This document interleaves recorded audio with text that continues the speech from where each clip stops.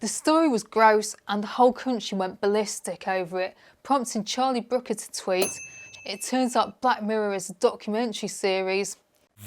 Whilst I can see how DNA could be used to recreate the characters' physical appearances, I don't understand how it could be used to recreate their personalities and memories. The plot is fatally flawed.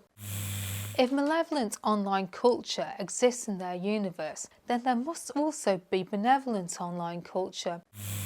I don't understand why anyone would want to watch an old film where the only difference is one of the actors has been changed.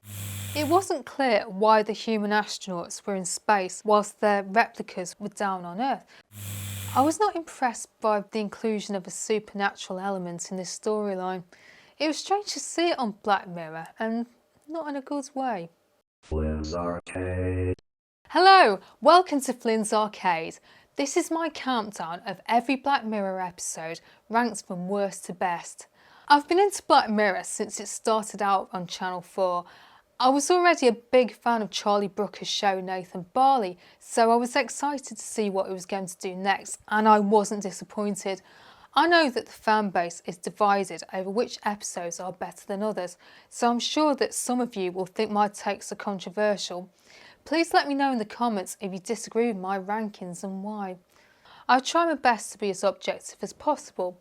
To do so, I have scored each episode using 4 different criteria: plot, execution, use of technology, and because Black Mirror attempts to portray humanity in its reflection seen through a cracked phone screen, I've taken into consideration the morals or deeper meaning in each episode. Black Mirror is better than most things on TV, and so there is no such thing as a bad Black Mirror episode, but there are some that are better than others. I will be talking about all the episodes of Black Mirror, plus the interactive film Bandersnatch, so here is a spoiler warning. And with that in mind, let's go!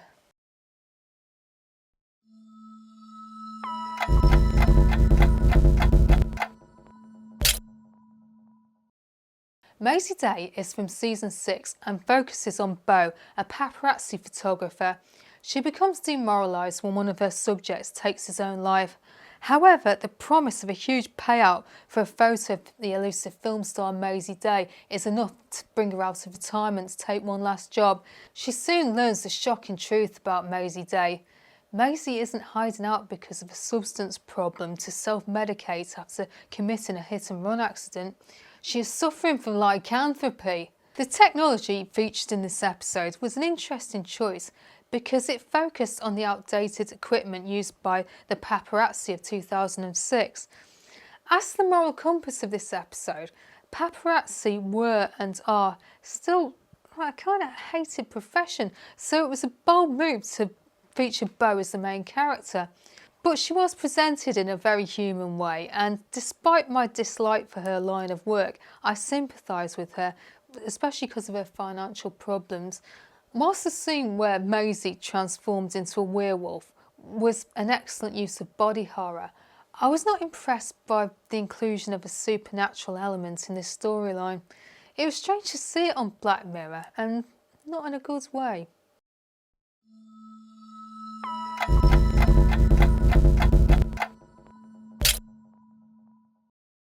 Beyond the Sea is also from season 6. It is set in an alternative history version of 1969. 2 astronauts, Cliff and David, can transfer their consciousness to robotic replicas of their bodies on Earth. Outgoing David has a close relationship with his children and a passionate love life with his wife, whereas straight-laced Cliff's family live a subdued existence in their new home in the countryside. Tragedy strikes when a group of extremists murder David's family and destroy his robotic replica. Cliff and his wife Lana take pity on David and allow him to use Cliff's replica to visit Earth. This goes horribly wrong when Cliff starts to develop feelings for Lana, which results in horrifically violent consequences. The cinematography for this episode is brilliant, and it was a beautiful portrayal of 1960s glamour. However, the plot is fatally flawed. It wasn't clear why the human astronauts were in space whilst their replicas were down on Earth. Surely it would have made more sense to have sent the replicas into space and leave the human versions on Earth. There may have been some sort of reason, such as an experiment on the effects of space travel on the human body, but this wasn't made particularly clear. We also learned pretty early on that Cliff and David were world famous and responsible for the care of some incredibly expensive equipment, the replicas and the spaceship. But we never saw anyone from the space program interacting with the astronauts. And the space program certainly seems unaware of the switcheroo of David and Cliff's replicas, which is very strange considering how valuable and important this equipment was to the mission. The fields of psychiatry and psychology were well established by the late 1960s, yet there was no mention of the space program attempting to assist David after the trauma of his whole family getting massacred. Cliff even said that ground control advised him to leave David alone just after the tragedy, and considering how much was riding on the mission, this seems irresponsible and implausible. This is a very violent episode. The home invasion scene was terrifying, and Rory Culkin is memorable as leader of the extremists, and his scene was made even more shocking and believable because it was reminiscent of the real-life crimes executed by the Manson family, so I thought it was a powerful sequence. In contrast, I thought the violent ending of the story was ridiculous. There was no indication previously that David had potential for violence. He was portrayed as a decent family man who was suffering from depression. I just couldn't believe that he would flip like that, especially towards Lana.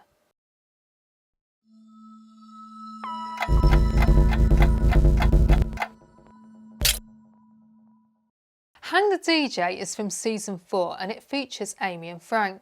The young couple meet for a date where they consult an electronic device which predicts their relationship will only last for 12 hours, which is surprising because the two clearly have a spark.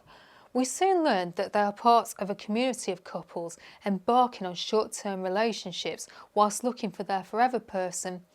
After several relationships of varying quality with different partners, they wind up deciding to run away together. It turns out that the whole setting for this episode was the algorithm of a dating app working out the real Frank and Amy's compatibility, and at the end of the episode we see them meeting in a bar for their first date. This was an interesting premise for an episode, and I like the picturesque setting of Frank and Amy's dating community. There are a lot of positives in this episode. Amy and Frank's string of short-term relationships really managed to capture the frustration of the dating market well. I like the scene where the couple realise what is happening and escape the system because it reminded me of the ending of The Truman Show. However, whilst I get that the episode was supposed to reflect the difficulties of modern dating, I struggled to get on board with this premise. I didn't like the way Frank and Amy allowed themselves to be separated early doors, and that kind of caused me to stop caring what happened to them. The episode title, Hang the DJ, is reference to a Smith song which is played at the end of the episode. I struggle to understand its relevance to Amy and Frank's story. I get the impression that Black Mirror just had the rights to the song because they'd used Girlfriend in a Coma in San Junipero, so they decided to tag it onto this one. But please let me know in the comments if you have any theories as to why this episode is called Hang the DJ.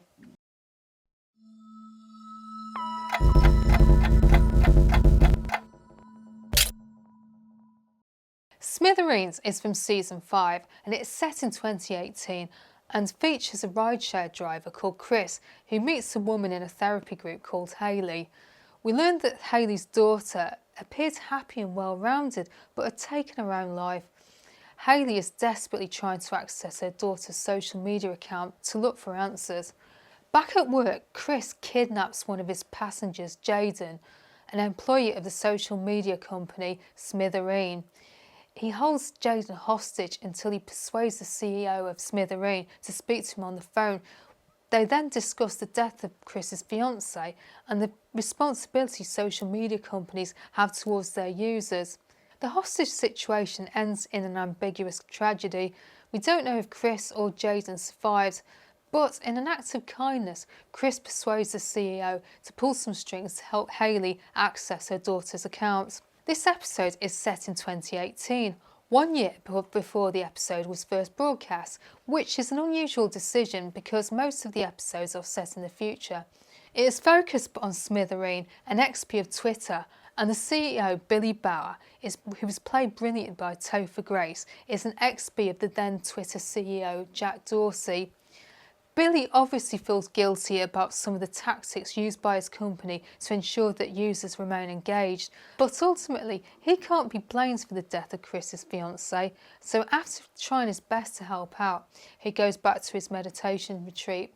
I think the message behind this episode is to remind users that whilst we should be aware of the strategies used by social media companies to engage users, we should ultimately be in control of our own behaviour. I found value in this message, and I really like the scenes with Billy Bauer. However, I found the hostage situation really underwhelming, mostly because I never believed that Jaden was in any actual danger because Chris seemed like a really decent person. I did find a lot of value in the B-plot of Hayley trying to hack her daughter's social media account though. It raises some difficult questions about what happens to social media accounts if the account holder dies. The daughter used a strong password, and it initially appeared that there'd be no way Hayley could have possibly guessed it. But the twist was it was hiding in plain sight on a family photo, which Hayley looked at every day.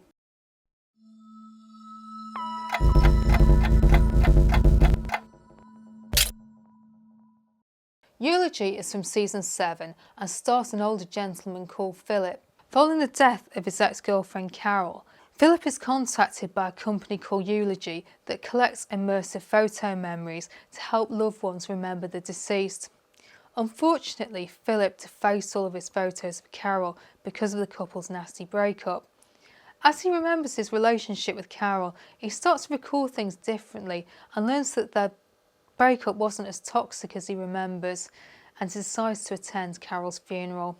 The episode deals with the universal concept of lost love, and I found the idea of technology being used to create immersive photo memories fascinating.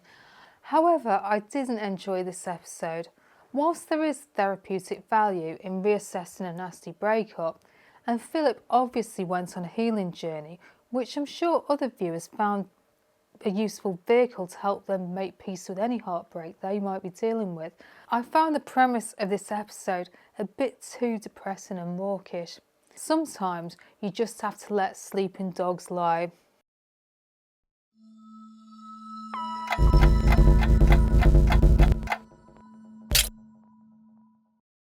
Common People is from season 7. Amanda and Mike are a happily married couple, but tragedy strikes when Amanda develops a life-threatening brain tumour. She is given experimental life-saving treatment by a start-up company at terrible cost. At first it is just financial, with the couple struggling to pay their monthly bills, but the company proceeds to up the ante. Amanda becomes a human billboard, advertising products during inappropriate moments, which jeopardises her job and friendships, whilst Mike is reduced to doing humiliating and painful activities on a pay-per-view website called Dum Dummies. Eventually it all becomes too much for the young couple and they take their own lives. Rashida Jones and Chris O'Dowd's beautiful portrayal of the unfortunate couple has a real pathos, and this is a very sad episode. But I'm not a fan of a few elements of the story. Mike has a side hustle doing horrible activities on the Dum Dummies website. This isn't the first time Charlie Brooker has used this trope, and a similar website was featured on Nathan Barley. It's a shocking depiction of the worst aspects of online culture, but its inclusion in this episode raises the obvious question. If malevolent online culture exists in their universe, then there must also be benevolent online culture. Couldn't the couple be using the internet to raise funds via more wholesome methods? Amanda and Mike are adorable and their story is so sad. Surely they could have started an equivalent of a GoFundMe or even a YouTube channel to help pay for their medical expenses. Aside from the experimental treatment, this episode was very realistic and we saw Amanda working as a teacher. I'm surprised that her union didn't step in when she was having problems at work, and I'm equally surprised that the couple didn't speak to any journalists to help raise awareness about Amanda's condition, or attempt to form a support group with the other patients who've been undergoing the same experimental treatment. In a similar way, Frank was portrayed as a good man who was working overtime to pay for his wife's treatment. When he was outed at work for his activities on the Dumb Dummies website, his colleagues made fun of him. This seems implausible. Frank wasn't on the website for weird kicks or to fund a gambling addiction. He was on there to support his sick wife. Since Frank was a good man, then it makes sense that the men at his work would also be good people. He wanted to help in this hour of need, organising a collection or a charity event or something. I also have some serious questions about the nature of Amanda's adverts. The purpose of advertising is to encourage consumers to buy products. Amanda's adverts just scared and annoyed people. How was the company making any money out of them?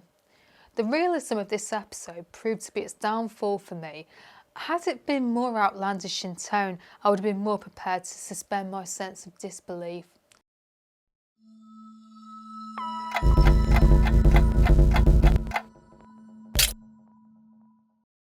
Hotel Reverie is from season 7 and focuses on Brandy Friday, a Hollywood star who wants a more challenging acting role and has ambitions of being the romantic lead. She is given an opportunity to star in a remake of the classic film Hotel Reverie. The other actors will be AI recreations of characters who think that they're real people. Brandy meets and falls in love with her co-star Dorothy, who has managed to remember her identity outside of the character that she's playing in the film. Tragedy strikes and Dorothy dies in universe, but the production company used San Junipero technology to enable the couple to meet again. I like the relationship between Dorothy and Brandy, and I felt genuinely moved by the final tragic scene in Hotel Reverie. I also liked the inclusion of Clair de Lune by Debussy. Because of its age and popularity, it is a piece of music which the couple could both enjoy and to use as a way to connect with each other. However, I had a few issues with the wider narrative. I don't understand why anyone would want to watch an old film where the only difference is one of the actors has been changed. It would have made more sense if the other features had been changed, such as making the film in colour or the characters being dressed in contemporary fashions. I also had an issue with the final scene when we saw Brandy and Dorothy being reunited. It was nice to see it, but I have a few questions. What will Brandy tell Dorothy, and what will happen should Dorothy decide that she wants more from life than just sitting in a room talking on a telephone?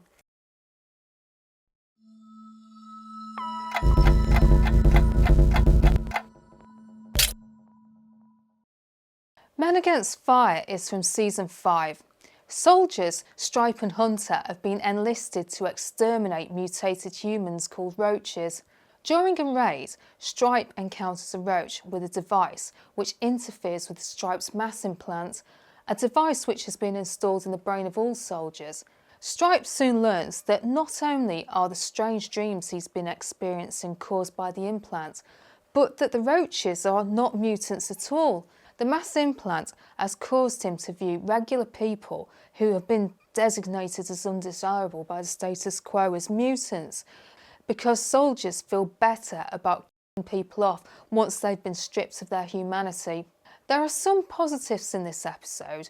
Stripe and Hunter are likeable and charismatic, and the battle scenes are pretty exciting. The storyline with the mass implant and the roaches is powerful, but it's quite easy to guess quite early on in the episode that the roaches were regular humans, so it wasn't really a surprise when we learned the truth.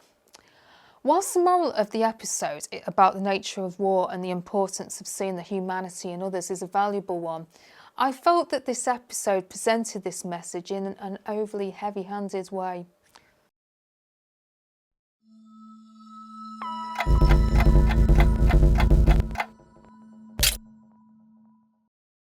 Crocodile is from season 4.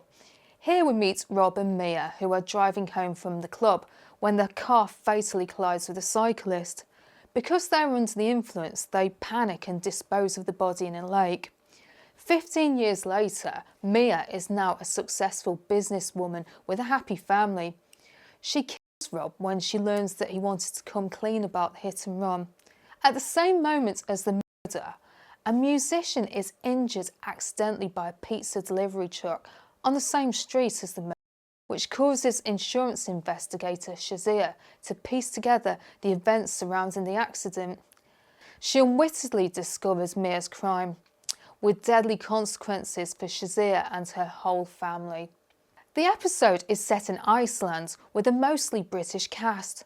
The snow-clad mountains add an unexpected backdrop to accents which are usually heard in Manchester or Liverpool, and it makes it difficult to decide where the episode is supposed to take place. This gives the episode a sense of the uncanny, which I really enjoyed. I liked the insurance claims storyline. Shazia's investigation was interesting to follow as she interviewed the various witnesses, and I really liked the use of the technology for Shazia's recaller device, which she used to access the witnesses' memories. As for the music used in this episode, I thought the inclusion of Strict Machine by Goldfrapp was perfect. Alison Goldfrapp wrote this song after reading a newspaper article about an experiment where scientists stimulated rats' brains to experience joy whilst following commands. I think this song captures the wider themes of Black Mirror perfectly. However, I really didn't like Mia's storyline. Whilst the hit and run at the start of the episode was completely plausible, I felt that Mia's descent into ultraviolence was so extreme I struggled to engage with any of it.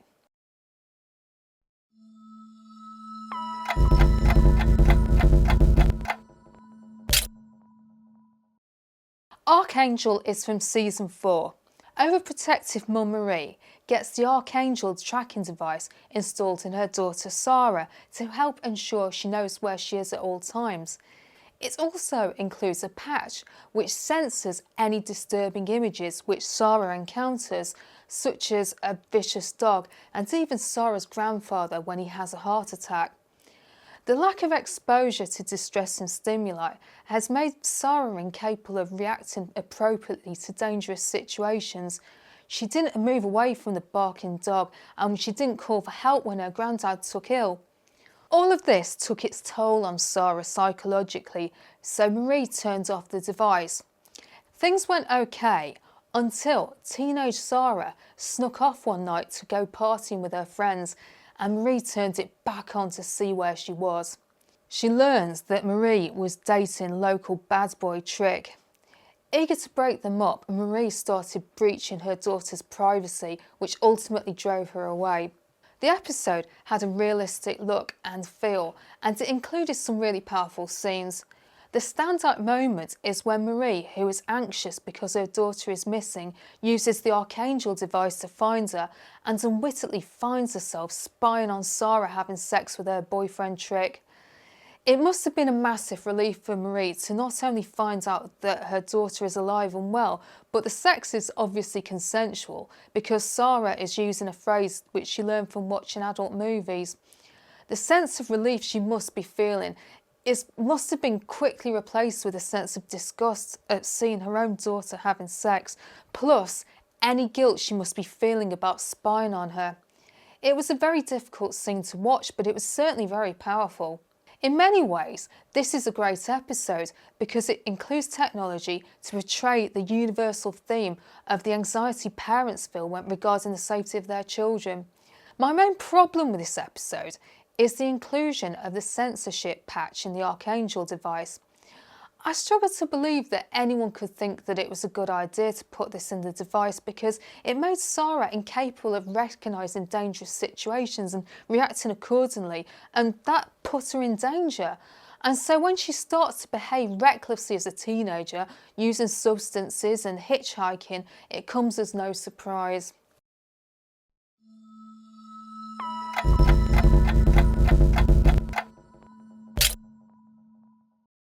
Rachel, Jack and Ashley 2 is from season 5. Lonely teenager Rachel is alienated from her sister Jack and is struggling to fit in her new school. She idolises a pop star called Ashley O, and she persuades her dad to buy her an interactive Ashley O doll. Meanwhile, the real Ashley O is being exploited by her Aunt Catherine, who is also her manager, and Catherine goes on to poison her. Rachel, Jack and the Ashley 2 doll work together to rescue the real Ashley O, who goes on to form a band with Jack. Ashley O was played by the real-life pop star Miley Cyrus, whose cover of Head Like a Hole by the industrial rock band 9 Inch Nails is played extensively throughout the episode. At first it is changed to a pop version with positive lyrics, but it is later covered faithfully by Ashley O and Jack's band at the end of the episode. I sometimes listen to both 9 Inch Nails and Miley Cyrus, so I enjoyed the use of this music in the episode. However, I found myself focusing on it a bit too much, which took me out of the narrative. I also felt like Ashley O's image change from anodyne pop star to edgy musician was very similar to the real-life story of Miley Cyrus, which also took me out of the narrative. But I enjoyed the subtle reference to Nathan Barley when we see a cover of the Sugar 8 magazine, which was a magazine on Nathan Barley, with a picture of Ashley O on the cover. I was very interested in Rachel's character arc. She was eager to fit in at her new school, but was going about it in the wrong way, such as entering a talent competition as a dancer without having attended any dance classes. She also had a strange relationship with her dad, who missed her performance in the talent show because he was busy talking to the janitor about pest control. This arc was mostly abandoned in favour of the Ashley 2 doll storyline, which is a shame because it was really promising, and I think ultimately the episode tried to cram too much in.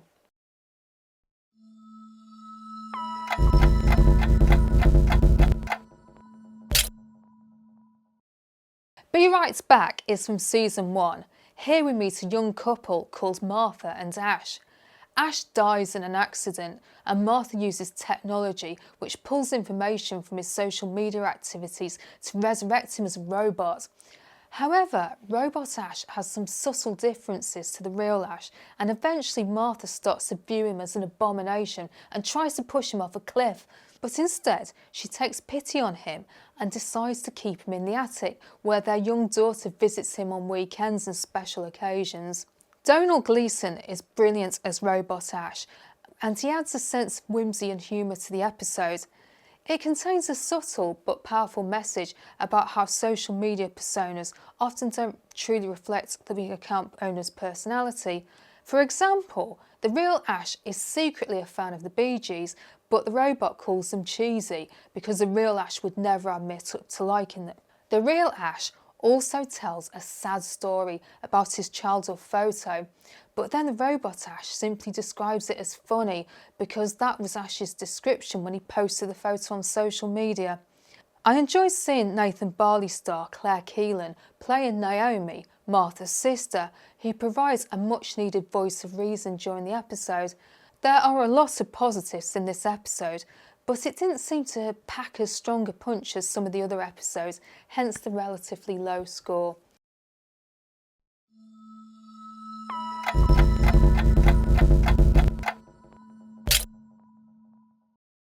The entire history of You is from season 1 and is the only episode of Black Mirror to have not been written or co-written by Charlie Brooker. The episode focuses on Liam, a young professional who has been for his workplace appraisal. He is highly strung and anxious, so he's worried that the appraisal didn't go well, and to make matters even worse, he has a brain implant implanted in his brain which he can use to replay memories. He can't stop himself rewatching his appraisal to look for any hidden messages from the people who did the assessment. To make matters worse, that evening he has to attend a dinner party. The guests are all terrible people who treat his appraisal like a joke, but one person comes to his defence: Jonas, a man he has never seen before. Liam notices a strange chemistry between his wife Fionn and Jonas, and when they get home from the party, he learns that not only did Fionn and Jonas used to date, their relationship was a lot more serious than she initially made out. Liam stays up all night drinking and replaying old footage of his and Fionn's relationship. He has some serious questions, so he drives to Jonas's house to confront him. Eventually, he learns the horrible truth. Fionn and Jonas has hooked up recently when Fionn and Liam are briefly separated, and Jonas could easily be the biological father of their baby. Unsurprisingly, the revelation brings no comfort to Liam, and he is left alone, constantly replaying his grain footage of happier times with Theon. Eventually, it becomes too much for him, and he removes the grain implant himself, a dangerous process which he may not survive. This is a very depressing storyline. I read online that it polarised fans. It managed to upset both the viewers who'd been cheated on and those who'd been falsely accused of cheating on their partners. Whilst there are a lot of positives about this episode, the locations used were beautiful and the actors were brilliant, it felt heavy-handed. This is the only episode of Black Mirror which was not written or co-written by Charlie Brooker. It was written by Jesse Armstrong, the creator of one of my favourite ever TV shows, Peep Show. But whilst Peep Show is dark comedy, the entire history of You is just plain dark.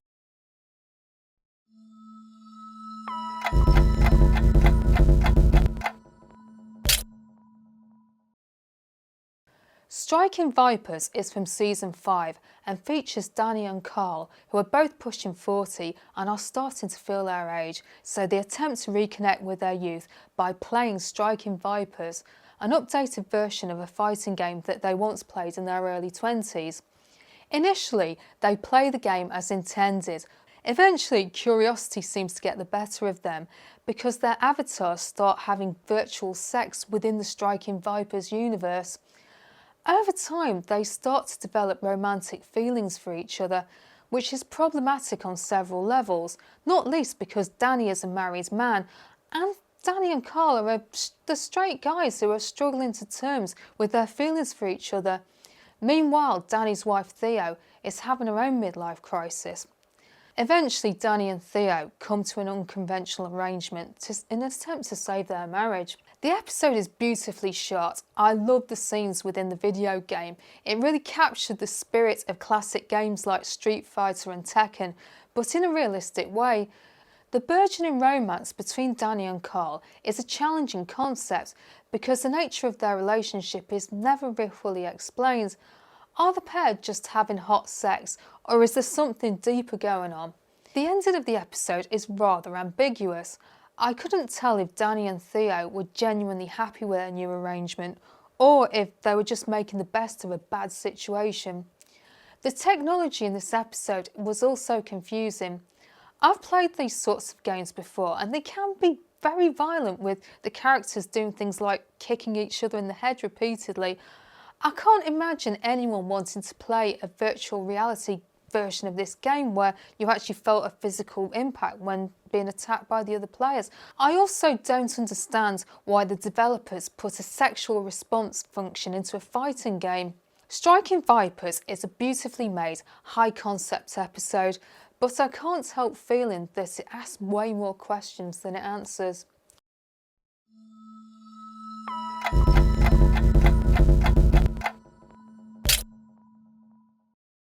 Joan Is Awful is the first episode of season 6, and it's about Joan, an unremarkable middle management type who has a feeling that she isn't even the main character in her own life.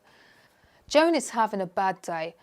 It becomes even worse when she turns on the TV and realises that the new show on Streamberry is Salma Hayek reenacting her day's events. It is uncannily accurate, and it is a complete breach of privacy for Joan and her associates. This leads to Joan losing her job and being dumped by her boyfriend. Salma Hayek is also troubled by the show because she isn't even really the star. Streamberry has made a deepfake likeness of her image, which she finds disturbing. Eventually, the Joan on the show disrespects the church, and it all becomes too much for Salma.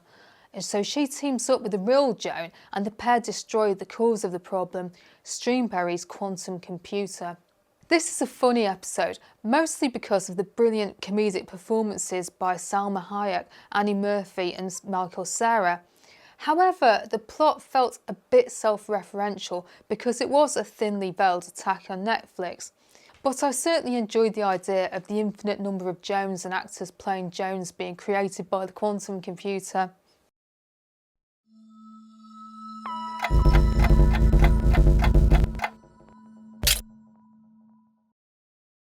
Metalhead is from season 4. In a post-apocalyptic scenario, three friends scavenge a warehouse, explaining that they are on a mission to recover something for a dying boy. In the warehouse, they encounter a robot who kills off two of the group and then pursues final girl Bella throughout the rest of the episode.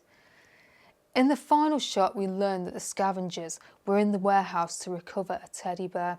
The episode is shot in black and white, which gives it a dramatic and depressing look. The robot is believable because its design is based on a real robot called Big Dog, which was manufactured by Boston Dynamics. Despite its ugly cute appearance, the robot is terrifying in its relentless pursuit of Bella, who is played brilliantly by Maxine Peake. The episode has a striking look with a good use of chiaroscuro, but the plot is so dark that I started to experience compassion fatigue. I also found the twist that the scavengers were attempting to bring the boy a teddy bear a bit mawkish. Surely they knew the risk and were well aware that the boy would rather have had his three friends around him during his last days than a teddy bear. This isn't the last time we will see this robot. It will crop up again as a video game designed by Colin in Bandersnatch and as part of Nida's nightmarish vision of the future in Demon 79.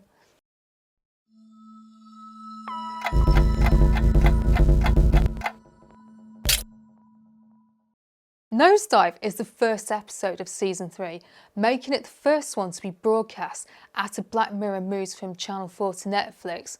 The increase in budget is apparent. Lacey lives in a crap-saccharine world where social media scores influence everything, including where people are allowed to work and live.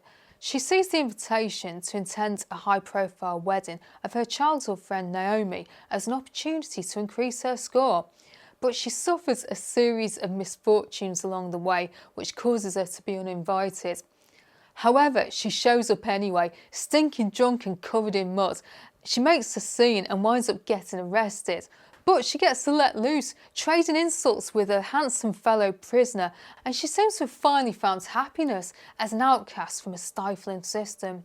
The production standards of this episode are very high, and I like the use of the pastel palette worn by Lacey's social circle. I also like the way the blandest, most anodyne social media posts are fawned over by Lacey and her fellow social climbers. I like the contrast between the social climbers and the other, more cynical and down-to-earth characters, like Lacey's brother, Susan the lorry driver, who has once been of high rank but then lost everything after the death of her husband, and the Trankheads, fans of a cult science fiction show who cosplay as the show's characters. These characters showed the viewer and taught Lacey that she didn't need to play into the system, and they gave her the courage to finally escape. I enjoyed this episode. It's light-hearted in tone and manages to convey an important message about the dangers of clout chasing without being too sanctimonious about it.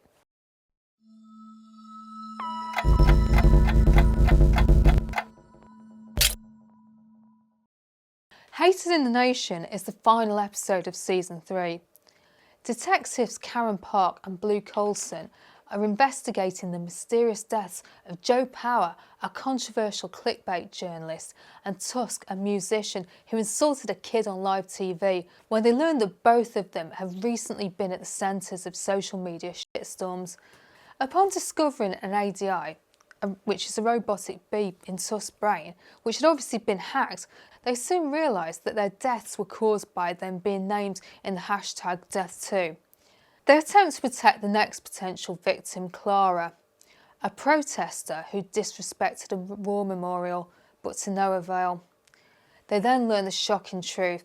Joe, Tusk and Clara were bait, and the real target was everyone who'd used the #DeathToo hashtag, so all Karen and Blue can do is stand by and watch as over 300,000 people lose their lives in a horrifically painful way. The ADI bees are an iconic part of Black Mirror lore, and I like the way they were used to portray the reality of a social media dogpile. I also like the relationship between the cynical, old-school detective Karen and the enthusiastic and idealistic newbie Blue. And I especially like the haunting soundtrack, written especially for this episode by Alev Lentz, and it works incredibly well. That said, whilst I appreciated the depiction of the damage caused by a social media hate campaign, I felt that the message was a bit too obvious and a bit too heavy-handed. We're at the halfway point of the countdown now.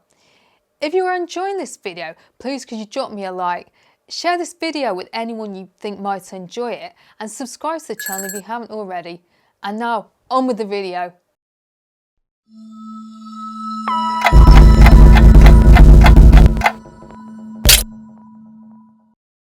"15 Million Merits" is the second episode of the first season of Black Mirror, and it stars Daniel Kaluuya as Bing, a young man who lives in a dystopian society where the workers are forced to cycle constantly to generate a power supply. There are three social groups in the dystopia: the Lemons, people who are too unfit to be cyclists and work as litter pickers and cleaners. They are the lowest rung of the society and are mocked by the cyclist community and are dehumanised in TV shows and video games. The cyclists themselves and the entertainers, who are either singers, talent show judges or starring in adult entertainment movies. Cyclists can escape the bike in two ways: by being demoted to lemons or by being promoted to be entertainers themselves. The most accessible way to do this is by appearing on the talent show Hot Shots. Bing makes friends with a woman called Abby. He is moved by her beautiful singing voice and gives her his life savings, 15 million merits, so she can compete in the talent show.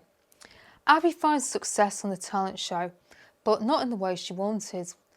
Judge Wraith gives her a job as an adult movie star, and while she doesn't need to cycle anymore and she can enjoy perks like being famous and not having to wear a uniform in a new role, it comes at a great personal cost. She was coerced by the talent show judges into making this career move, and it is heavily implied that she's drugged up to her eyeballs during her scenes with Wraith.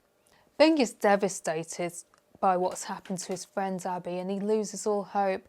He saves up to go on the talent show himself, and there he makes an impassioned speech where he calls out the judges and the corrupt system they continue to prop up.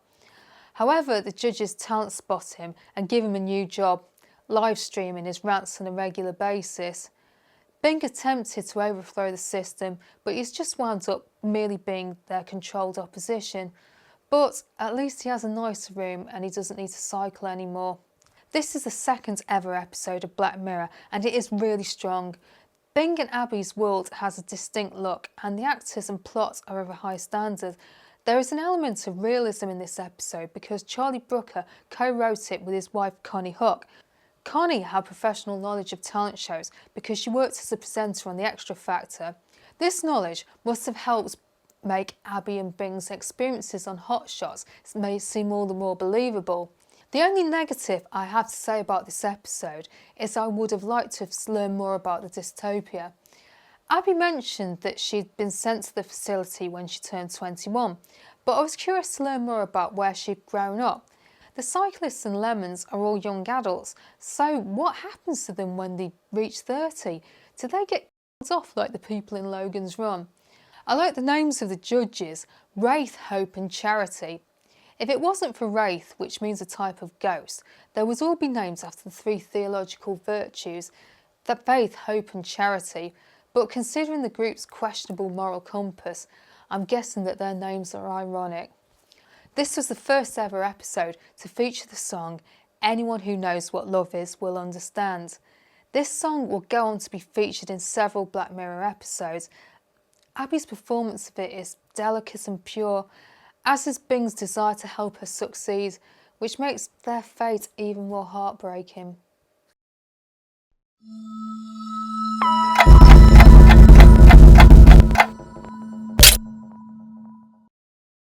White Christmas was a special episode broadcast in December 2014, and it was the final one to be shown on Channel 4. Channel 4 had agreed to the special episode after rejecting scripts for the proposed Season 3. It's a portmanteau episode. 3 stories are told by Matt and Joe, who are eating Christmas dinner together in a cabin. Extroverted Matt tells Joe stories about his previous life, where he used ZI technology to advise men who wanted to pick up women, and harvesting human consciousness to create digital clones of clients known as cookies, which help the clients with personal admin. Eventually, Joe warms up sufficiently to confess to a crime. He murders his ex-girlfriend's father, causing his young granddaughter to wander off looking for help, only for her to freeze to death in a blizzard. We then learn that the cabin never existed. It is a recreation of the crime scene. Matt and Joe are cookies, which Matt created as part of a plea bargain with police. By obtaining Joe's confession, Matt has managed to escape prison, but his life is ruined because the police used technology to block him from communicating with anyone. It's a terrible fate, but not as bad as that of Joe's cookie, who is forced to spend the next million years or so being tortured by his memories of the crimes whilst listening to I Wish It Could Be Christmas Every Day by Wizard on a loop. This was an enthralling episode, and I particularly liked Matt's pickup artistry group. I could easily imagine such a group existing, albeit one that uses live streaming rather than ZI technology when they go out to pick up women. I liked the twist when we learned that the woman they met at the office party wasn't a cool party animal as they initially thought. She was dangerously unwell, and she went on to commit a murder of suicide. As for the rest of the episode, I have mixed feelings. The fate of Greta's cookie was horrific, especially since we learned that she was put through all this misery just to ensure that the real Greta's social calendar is up to date and that her toast is being done the way she likes. However, I have my doubts. Matt says that he has to be very careful when training cookies because if he pushes them too far and psychologically breaks them, they become useless. He then proceeds to put the cookie in isolation for 6 months. I doubt she would have come out of that as unscathed as she did. I also have an issue with the ending. I don't know how Matt was supposed to survive after being blocked by everyone. How did he buy food or pay his rent? But maybe that was the point.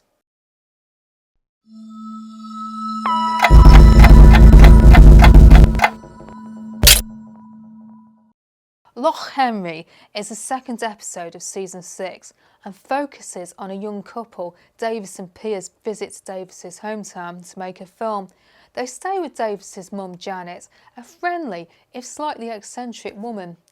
They decide to make a true crime documentary with Davis's friend Stuart when Pia learns about a local serial killer called Ian Adair.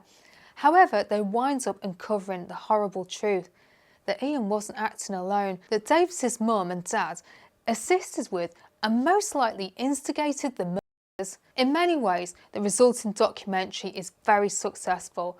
It wins a BAFTA and fans begin to flock to Loch Henry, giving a much needed boost to the local economy, but at great personal cost to Davis. When Pia learned of Davis's mum's involvement in the murders, she ran away into the night and was met with a fatal accident, and Davis is forced to live with the horrible truth. Not only were his parents serial killers, his greatest success has come off the back of their disgusting crimes. When we see fans of the documentary partying in Stuart's pub, several of them are wearing red carnival masks, a sick homage to the one worn by Janet when she committed her murders, showing that the fans failed to understand the severity of the documentary and how this frivolous gesture might impact on the people affected by the murders. Loch Henry is a powerful take on the true crime documentary craze. It ponders the ethics of filmmakers who seek fame by broadcasting others' misery and the platforms that host them. Monica Dolan gives a standout performance as Davis's mild-mannered mum Janet, and the scene when Pia discovers Janet's role in the murders is truly shocking. I like the use of historical technology in this episode. Janet has saved the footage of her crimes on VHS recordings, which had been hiding in plain sight the whole time, labelled as recordings of the 80s detective show Bergerac. It's highly unlikely that anyone would have seen the footage, and it's only because Pia and Davis had a video capture device that they saw the light of day at all.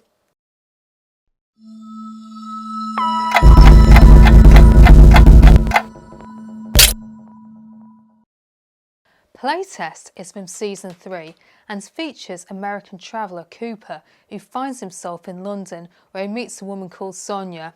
Because Cooper is short of cash, he volunteers as a test subject for an immersive VR horror game which is being developed by the secretive company Saitu Gameu. There he meets Katie, who guides him through his situation.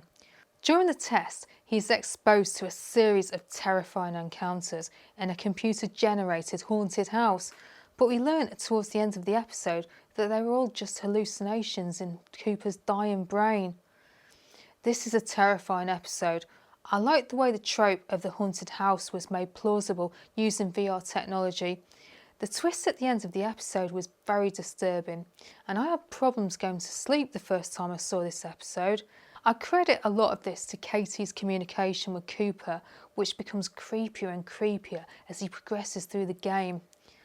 As to the moral of the story, the only takeaway message is Cooper really should have answered the phone when his mum rang, which is an important message, but not a particularly profound one.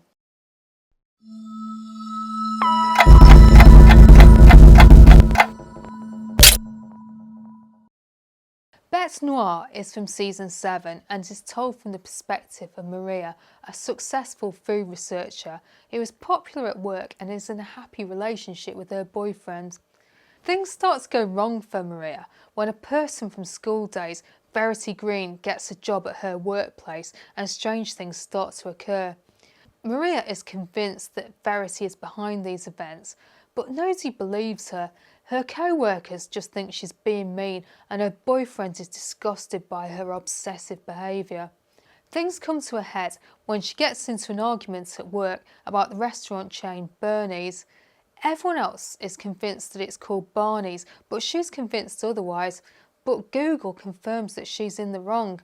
Things become even stranger when she tells her boss that she has a nut allergy, and yet he's never heard of such a thing. Yet again, Google confirms that Maria is talking nonsense. Eventually, Maria has had enough and she stalks Verity to her mansion to find out what's going on.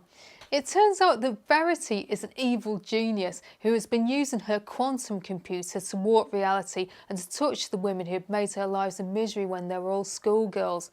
Eventually, Maria overpowers Verity and takes control of the quantum computer to become Empress of the Universe. This episode had a light-hearted feel because it was an original take on office drama, with arguments about chicken shops and almond milk theft being cranked up to ridiculous levels. I also liked the use of overly dramatic title cards which heralded the days of the week. I like the reference to the Mandela effect and Verity's use of the quantum computer to warp reality. It also tackles this impact of childhood bullying in a really inventive way. Even though Verity had access to everything anyone could ever possibly want, she was still tortured by her memories of the mean girls from her school, which is a very poignant message. I know that some people aren't a fan of the ending, but I thought it worked really well. If you could have everything you ever wanted, then who wouldn't want to become Empress of the Universe?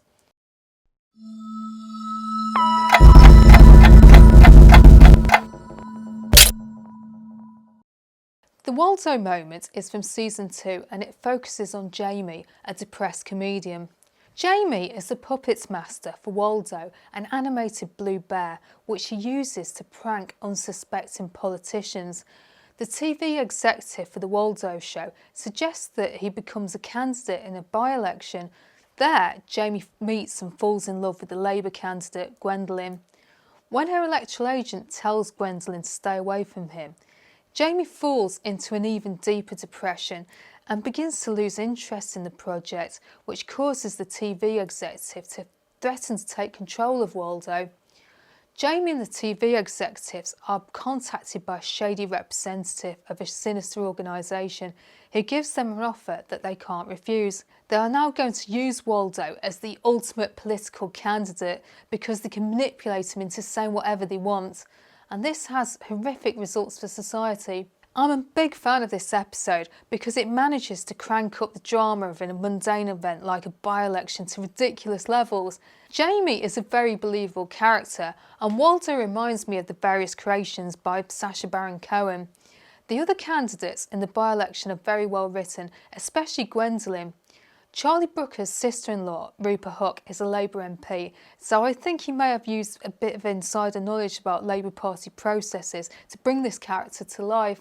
Waldo is a complete menace during the by-election and Jamie starts to regret his part in it. But when the TV executive takes control of him and starts offering people 500 quid to beat people up and throw shoes at the by-election candidates, he becomes terrifying. And the idea that Waldo could be manipulated to say or do anything by a puppet master is a terrifying prospect when applied to influential high-profile politicians. Thank you to everyone who's made it this far. We are now in the home stretch as we move on to the top 10 episodes of Black Mirror.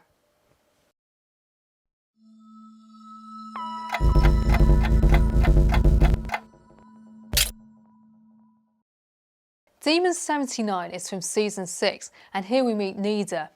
Nida works in a department store and leads a difficult and lonely life due to racial tensions in her hometown and bullying by her co-workers. When forced to eat her lunch alone in the store's basement, she manages to awaken a demon called Garp. Nida and Garp embark on a mission to off 3 victims to prevent the apocalypse. It doesn't go well, and Garp and Nida are banished to spend eternity in a void of nothingness. But at least they have each other. This is a very strange episode. It is set in the past, and the title card introduces the episode as a Red Mirror film, indicating that this episode takes place outside of the normal Black Mirror universe, and the technology in the episode is the film itself, a low-budget horror film which is made in the UK of the 1970s, which explains the inclusion of a supernatural storyline. The poster for this episode is worth a mention because it is a reference to the 1980 classic The Shining, directed by Stanley Kubrick. During the course of making this video, I learned that Demon 79 isn't the only Red Mirror film. Maisie Day is also part of the series. Charlie Brooker couldn't decide whether to use the Red or Black Mirror title for Maisie Day, and eventually decided to use the Black Mirror title because he thought that the Red Mirror title would have been some sort of spoiler. I wish he hadn't have done this because I think I would have liked Maisie Day a lot more had I been watching it whilst knowing it from the outset it wasn't a normal Black Mirror episode. In contrast to Maisie Day, I really enjoyed this episode. It is my favourite from season 6. Despite the terrifying subject matter, Anjana Vasan and Papa Esiedu have brilliant chemistry and provide genuinely laugh-out-loud moments, and when they are joined by Nathan Barley star Nicholas Burns, who plays wife murderer Keith Holligan, it becomes comedy gold. The show ponders the nature of evil. Demon Garp is kind and friendly and looks like Bobby Farrell from Boney M. He is in stark contrast to the genuinely evil residents of Nida's hometown. Bright Eyes is one of my all-time favourite songs, and its use in this episode rounds the whole thing off really nicely.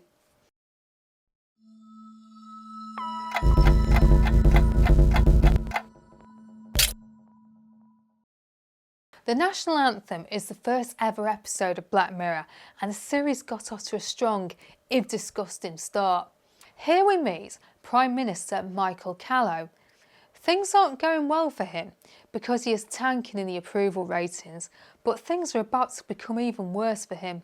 A YouTube video describing the kidnapping of Princess Susanna has gone viral, and it contains the obscene demands that he have sex with a pig on TV or the princess gets it. We then see the PM and his staff and the whole British establishment's frantic attempt to avoid following through with the demand. The legacy media tries and fails to suppress the story, and the PM's team attempt to hire an adult movie star as a stunt double for the PM, but to no avail.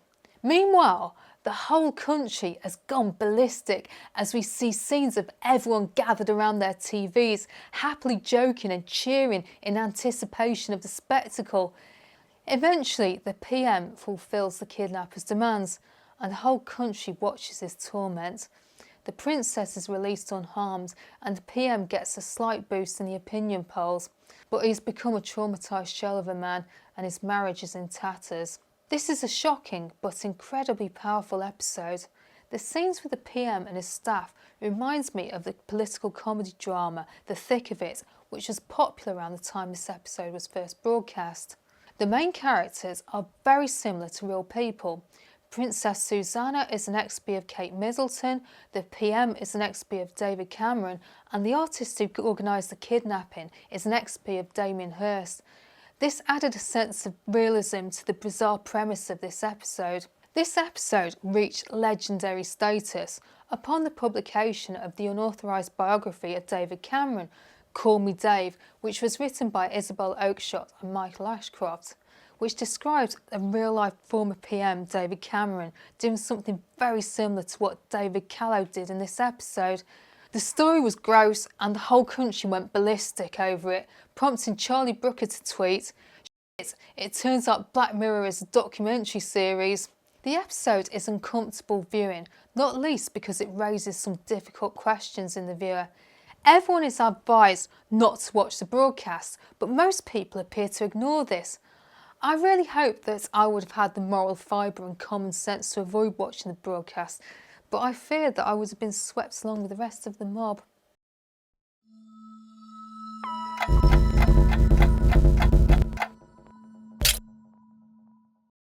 Shut Up and Dance is from season 3 and it is about Kenny, a fast food worker who falls victim to extortion when an unnamed blackmailer records him over this webcam. He is then instructed to perform a series of activities which escalate in severity until he finally fights a man to his death.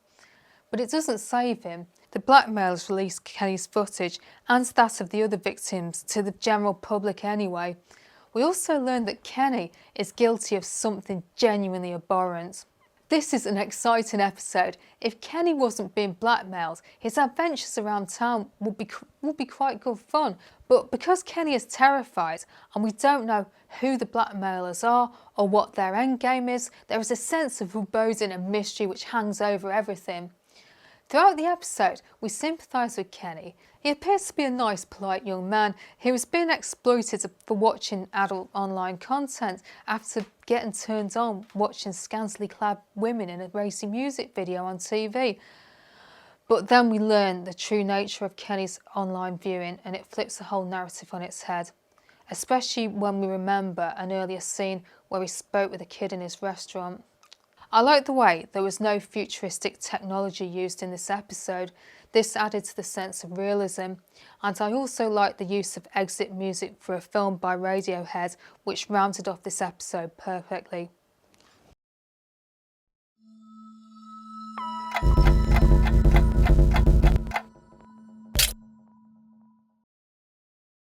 USS Callister Into Infinity is in season 7.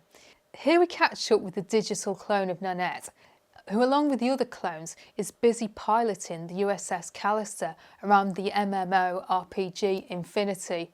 The crew have been reduced to stealing from the human players in their universe to survive.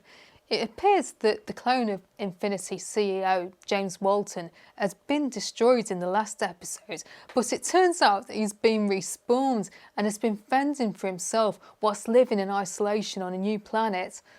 But meanwhile, a journalist is investigating the real-life James Walton due to reports of nefarious activities by his company. Eager to escape Infinity, Nanette and the rest of the crew make contact with another digital clone, the one of Infinity's creator, Robert Daly, who has been quietly creating new planets for the game. He tries to trick Nanette into duplicating herself so to be his companion, but she sees through his ruse and she and the other clones manage to escape the universe, and all of their consciousnesses have been transferred into the real Nanette's brain. The concept of the clones on the USS Callister becoming pirates and raiding players for supplies is really clever, and there's some brilliant comedy in this episode, courtesy of Kristen Milioti, who also plays Serena Ong in The Venture Bros, and Jimmy Simpson, who also plays Liam McPoyle in It's Always Sunny in Philadelphia, and they are both hilarious. I especially enjoyed the reference to the Tom Hanks film Castaway when they discover Walter marooned on his planet. Charlie Brooker and director Toby Haynes had originally planned to make a spin-off series all about USS Callister, which would have developed the Infinity universe even further, but this was derailed because of the 2023 SAG-AFTRA strike. It's a shame that this never happened because Infinity is such a rich universe, but I'm glad that they managed to make this episode instead. But whilst I think it's brilliant, I think it suffers slightly from trying to cram so much in.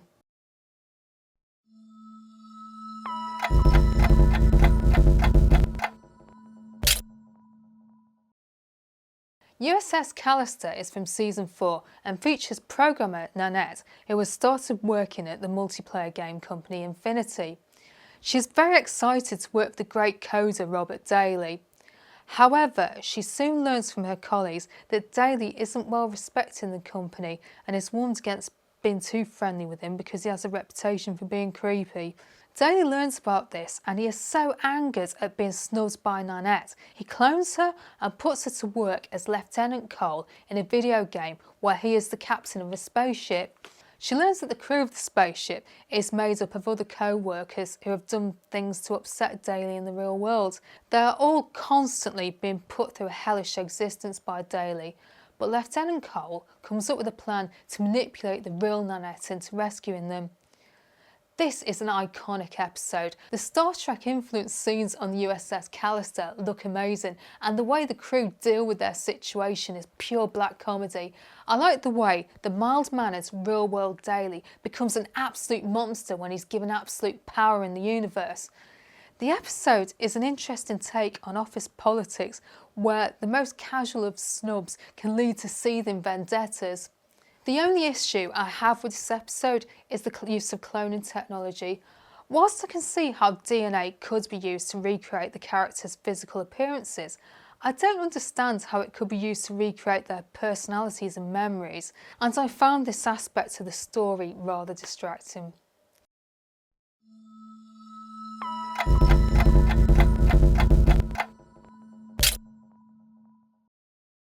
White Bear is from Season 2, and here we meet a woman who has just woken up in a strange house with no recollection of who she is. She soon learns from a woman called Jem that society has broken down due to a signal being emitted from the TV, which changes ordinary people into watchers who film everything and ultraviolet hunters who track people down to kill them. Jem and the woman then embark on a terrifying journey to the White Bear transmitter to switch off the signal. They encounter some seriously dangerous people along the way and they are lucky to survive. However, in a shocking twist, we learn that there is no such thing as the White Bear transmitter or a mind-altering TV signal. The woman is told that she is Victoria Scalane.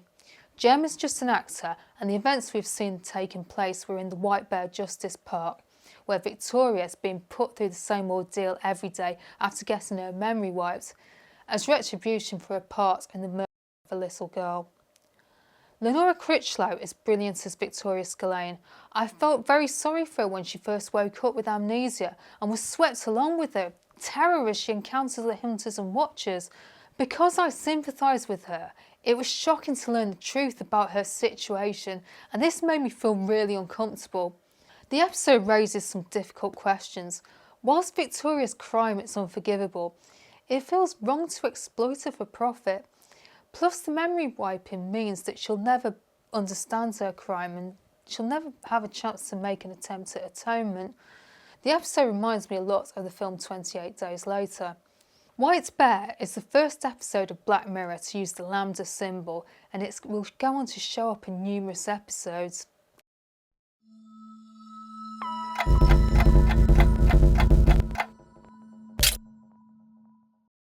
Plaything is from Season 7 and features games reviewer Cameron, who is arrested for shoplifting, but the police soon learn that he is wanted on suspicion of murder and is brought in for questioning. During this interview, he reveals that he has been playing a computer game called Thronglets, in which he has been raising virtual pets and taking illicit substances to communicate with them. The person he murdered was a petty criminal known only as Lump, and it was Lump's destruction of the Thronglets which caused the ordinarily peaceful Cameron to turn on him. The detective doing the interview is annoyed and confused by Cameron, but the psychologist takes pity on him and gives him a pen and paper, which he then uses to draw a symbol which he hacks the government server with, enabling the Thronglets to transmit a broadcast that will change humanity. I loved the interactive film Bandersnatch, so I was very happy to see the return of Colin Rittman as the creator of the Thronglets game. Peter Capaldi gave a mesmerising performance as Cameron, and this episode contains some very grim realism. Lump takes advantage of Cameron, and his behaviour towards him is a practice known as cuckooing, where a criminal network takes over a vulnerable person's home so they can use it as a base for their nefarious activities. The implication being that had Cameron not killed him, Lump's behaviour would have escalated.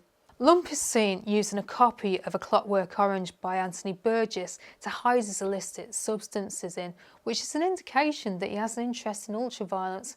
This is confirmed when he torments and kills the Thronglets. It's worth noting that Lump had access to video games, so his treatment of the Thronglets wasn't fueled by boredom. It was because he had a nasty violent streak, so it was difficult to feel sorry for him when he died. I also like the use of psychedelia in this episode because it was a nice callback to Colin from Bandersnatch taking substances in order to manipulate timelines. There is a QR code at the end of this episode so viewers can download their own version of Thronglets. I haven't got round to doing this yet though, because for the past couple of weeks all of my spare time pretty much has been taken over by making this video.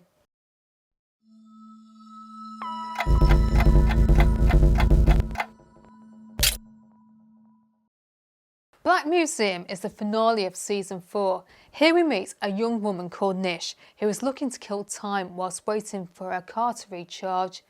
She visits a roadside attraction, the Black Museum, which is owned by the creepy Rollo Haynes. During the visit, Rollo shows her his exhibits and tells her stories about them, which horrifies Nish. Eventually we learn the truth. Rollo has committed a human rights abuse against Nish's father and Nish wants revenge. The episode is told using the portmanteau style to illustrate Rollo's stories, which become increasingly disturbing. Dr. Peter Dawson's story is violent, but it borders on black comedy, but the following story about the toy monkey containing the mother's consciousness is very upsetting, but nothing compares to the shock of the final story. Nish's dad, Clayton, was executed for a crime which it's heavily implied that he didn't even commit, but things get even worse for Clayton because he signs away the rights to his consciousness to Rollo, and now it's being subjected to unimaginable horror at the hands of Rollo and visitors to his disgusting museum. Throughout the episode, I was really creeped out by Rollo and his exhibits, and I was worried about Nish finding herself in such a terrible place. But I was so happy when not only does Nish escape at the end of the episode, but she also manages to get revenge against Rollo, rescue the mother trapped in the toy monkey, and manage to put her dad out of his misery. The clever thing about Black Museum is the museum itself contains artefacts from other episodes, so in many ways the episode serves as a kind of museum to the whole of Black Mirror.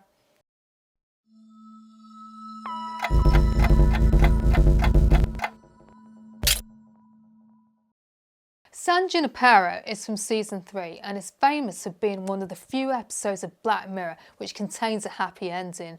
Shy Yorkie meets extroverted Kelly in a 1980s nightclub.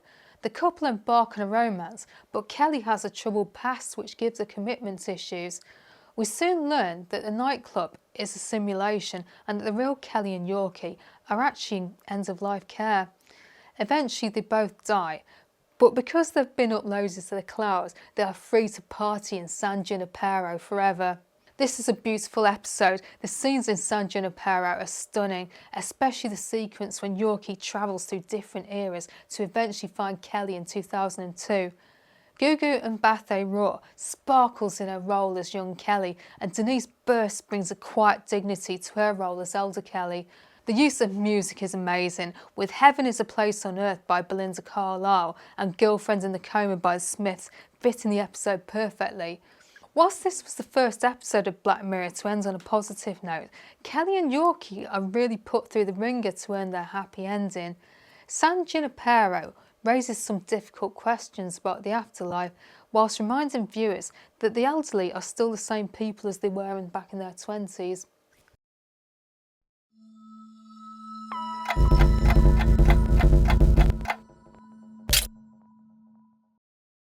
Bandersnatch is an interactive film released in 2018. It's 1984 and young programmer Stefan is adapting a choose-your-own-adventure book called Bandersnatch into a video game. He takes his idea to game development company Tuckersoft, where he meets charismatic programmer Colin Rittman, who gives him advice on the creative process. Although Stefan soon realises that his adaptation of Bandersnatch is a cursed project. He suffers from mental health problems and experiences several different realities during the process. None of them goes particularly well, but some go a lot worse than the others. Bandersnatch is an ambitious project, but it works really well.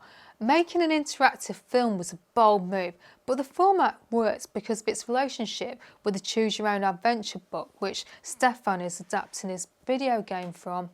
I rewatched Bandersnatch in preparation for making this video a couple of weeks ago. It takes a long time to get through all the potential events, but it's worth spending a few hours doing this. Colin is a great character, and I'm a huge fan of the scene where he takes substances with Stefan. There are some great cultural references in this episode too, with Timothy Leary, Aldous Huxley, Lewis Carroll, Philip K. Dick and the graphic novel Akira all getting a shout out. I could have easily made a video just about Bandersnatch alone, but this might not be happening because I've recently learned some very sad news. Netflix are going to remove Bandersnatch from the platform, and they haven't clarified what, if any, plans they have for the film in future. It feels like a sad moment for Black Mirror fans. Or maybe it isn't. Who knows what will happen to Bandersnatch? Anything is possible. So, thank you to anyone who has made it this far. Please let me know in the comments what you think. Do you agree or do you disagree with any of my choices?